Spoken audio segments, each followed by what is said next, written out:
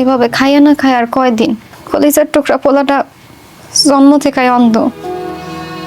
Doctor কইছে কোনোদিন আর চোখে আর আলো ফুটবো না।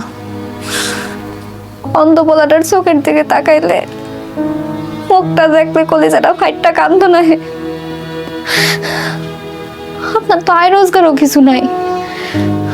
আমগো ভবিষ্যতের কথা বাদ দেন, অন্ধ পোলাটার ভবিষ্যতের কথাটা একবার চিন্তা কইরা এইসব আপনি বাদ দেন, অন্য কোনো কাম করেন। কি করুম কিছুই তো বুঝতেছি না। একবার বাড়ির থেকে রাগ করে মাটি কাটার কামে গেছিলাম না, কত বড় অঘটন ঘটলো। আব্বাই নিহার কুলির একলা সামলাইতে গিয়ে কোমরে ব্যথা পাইল। জীবনে কোনোদিন আর হাতির পিঠে উঠতে পারবো না।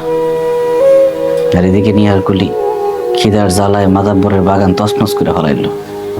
গ্রামে সালিশ হইল, জমানো যে করে টাকা আছিল বিচারে জরিমানা হিসেবে সেটা দিন লাগলো। সার্কাসের ওই বুইরা হাতির দুই আনা মূল্য নাই মানুষের কাছে। যেমনে পারেন এই আপদটারে বিদায় করেন, না পারলে আমারে কোন আমি বিষ খাই মাইরা লাই। খবরদার বউ, এই ধরনের ফালতু কথা জীবনে কোনোদিন আমার সামনে কইবে না।